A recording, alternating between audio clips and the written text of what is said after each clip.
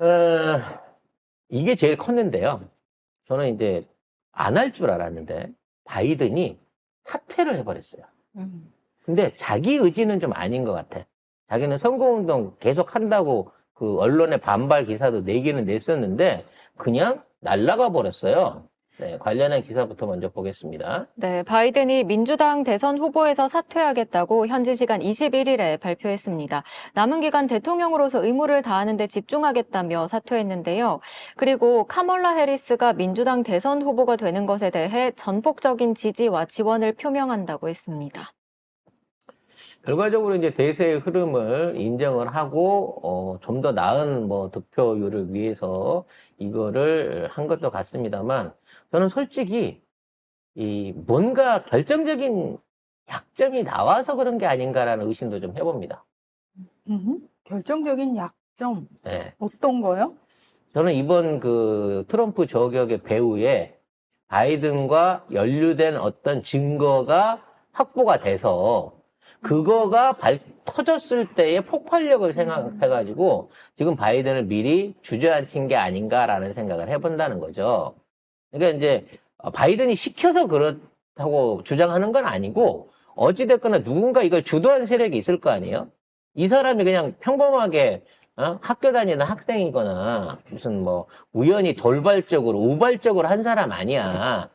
이재명 대표 스컵범이랑 똑같은 거예요. 고도의 훈련을 받았고 총기를 전문적으로 다룰 수 있으며 폭발물을 비롯해서 여러 가지 특수한 교육을 받은 게 드러나는 진짜 고용된 킬러란 말이에요. 그렇기 때문에 이 사람의 배후를 파가다 보면 누군가가 나올 건데 그 안에서 바이든하고 연루된 인물이나 어떤 단체가 있다고 하는 증거가 나와서 미리 손절을 한 게 아닌가라는 생각이 저는 오히려 더 먼저 들었습니다.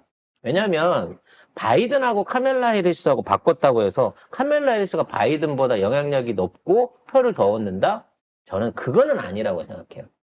최소한 체스의 말을 나누는 데 있어서 어찌됐거나 바이든만큼 대중적으로 국민들한테 어떤 지지를 이끌어낼 수 있는 영향력은 카멜라 해리스는 안 됩니다. 아마 미국 안에서도 바이든은 알아도 카멜라 해리스는 모르는 사람이 더 많을 거예요. 워낙 그동안 존재감이 미미한 상태에서 지난 일기를 지나왔기 때문에. 그래서 이거는 사실상의 트럼프의 대관식이고 그냥 그 카운터 파트너로서의 카멜라 해리스의 역할을 통해 가지고 나중에 어떤 역할 분담 내지는 존중을 받기 위한 패배 인식의 어떤 결과라고 받아들이는 거예요. 그러니까 승복을 하는 상황으로서 이거를 내세운 게 아닌가라는 생각이 든다는 거죠. 어찌 됐거나 트럼프는 사실상 당선을 이제 거의 뭐 8, 90% 이상 8분 응선 이상을 넘은 것 같고요. 뭐 카멜라 해리스가 들어와서 뭐 새로운 사람이 들어왔기 때문에 지지율이 급반등해갖고 민주당이 뭔가를 이뤄낸다? 사실 그거는 현재는 기대하기 힘든 상황이기 때문에 앞으로 트럼프에 대한 어떤 이제 뭐 여러 가지 사전적으로 줄을 대려고 하는 움직임이 좀 더 본격화될 것 같고요. 대선 결과도 뭐 박빙이나 이런 게 아니라 초압승을 거두는 아마 이제 뭐 기존에 있었던 어떤 득표 기록을 깨는 압도적인 승리를 거둘 가능성이 높아졌다라는 생각이 듭니다. 한 여론조사를 보면 트럼프 해리스 가상 대결에서 43% 대 42% 되게 근소한 차이로 트럼프가 이긴다고 나오거든요. 그것도 말이 안 되는 조사죠, 사실은. 네. 그 미국도 여론조사라고 하는 게 우리랑 똑같이 여론조사 풀 안에 담겨져 있는 그릇이 늘 똑같기 때문에 그게 정확하게 여론으로 해갖고 발휘되지가 않습니다. 기본적으로 상식적으로 말이 안 되는 거죠. 애플 놓고 샤오미 놓고 휴대폰 2개 보여주면서 뭐 고를래 했을 때 애플 알던 사람한테 샤오미를 주면서 이거를 사라라고 말하는 거랑 똑같은 마케팅인 거예요. 그래서 뭐 모르는 상황에서 뭐 지지층에 대한 부분은 어떻게 나올지 모르겠습니다만 나중에 지지층인 사람들은 그렇게 또 할 수 있겠지만 나중에 일반적인 대중들이 또는 뭐 중도층에 있거나 아니면 정치를 잘 모르는 사람들이 투표장에 나갈 때는 카밀라 해리스가 누구야? 라고 생각하는 사람들이 훨씬 더 많을 거라는 생각을 해봐요. 그래서 결론적으로는 지금 있는 상황에서는 트럼프를 인정했다, 민주당이. 그리고 이번 대선을 끝까지 가기는 하겠지만 승리에 대한 일종의 기대치를 접었다라고 저는 개인적으로 생각을 하고 있습니다. 문희정 평론가 생각은 어떠세요? 변수가 있을 수 있다고 생각합니까? 후보 교체에 의한? 지금 이제 바이든이 해리스를 지지한 데는 해리스가 바이든 캠프의 자금과 조직을 그대로 이어받는데 법적으로 문제가 없기 때문인데, 민주당 내부에서는 그래도 대선 흥행을 위해서는 경선의 모습을 좀 갖춰야 되는 거 아니냐라는 얘기도 나오고 있어요. 근데 말씀하신 것처럼 카밀라 해리스가 워낙 존재감이 미미하고 인기가 없거든요. 그럼 바이든은 사실 토요일까지만 해도 본인이 내가 다음 주부터 다시 이제 유세에 나서겠다라고 얘기를 했는데, 그렇게까지 얘기 해놓고 갑작스럽게 일단 SNS를 통해서 사퇴를 발표를 했거든요. 그 이유가 뭐였을까? 그러니까 사실 바이든이 사퇴 안 하겠다, 완주하겠다는 얘기를 계속하다가 약간 기류가 바뀐 게 어느 시점이었냐면은 이제 트럼프가 피격당하고 나서 그 추이가 갑자기 트럼프가 당선되는 것처럼 막 가요. 그러니까 이제 바이든이 무슨 얘기를 하냐면, 의사가 내 건강에 좀 심각한 문제가 있다고 하면 난 그때는 사태를 생각해 볼 거야 라고 얘기를 해요. 그리고 그 인터뷰가 나온 지 불과 얼마 되지 않아서 코로나19 재확진이 됐다라는 얘기가 나오거든요.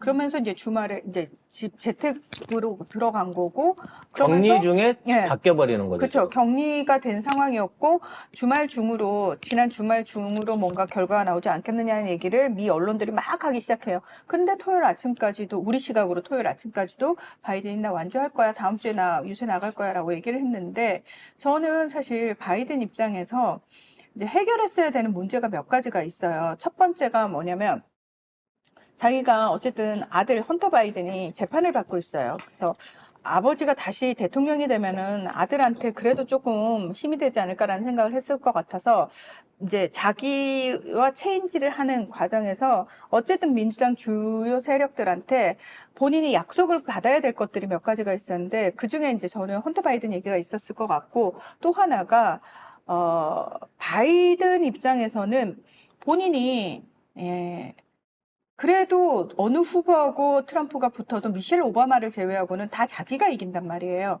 그래서 본인이 이길 수 있다라고 얘기를 하다가 트럼프가 갑자기 확 올라가니까 피격 이후에 바이든 입장에서는 그 생각을 했을 것 같아요. 아, 이거 지는데 지면 다 내 책임이 되는 거예요, 바이든 입장에서는. 근데 민주당에서 막 강하게 야, 사퇴해야 돼, 후보 교체해야 돼, 막 이렇게 밀어붙여서 마지못해서 내가 조국을 위해서 자기가 물러나겠다라고 얘기를 하거든요. 그러면 자기는 어쩔 수 없이 물러난 것처럼 보이잖아요. 그러면 그 책임으로부터 본인은 자유로울 거예요. 그리고 또 하나, 바이든은 바지 사장이에요. 소위 바이든 참모진들 있잖아요. 바이든 옆에서. 그러니까 바이든이 대통령이 되고 바이든이 권력을 가져야지만 콩고물이 떨어지는 사람들이 어마무시하게 옆에 붙어 있단 말이에요. 그 사람들이 일단은 바이든의 사태를 용납하지 않았단 말이에요. 그게 뭐 가족도 포함되지만. 그래서 그 사람들에 대해서 어느 정도 약속 보장을 이제 요구를 했을 가능성이 크고, 그게 저는 받아들여졌을 가능성이 가장 크지 않나.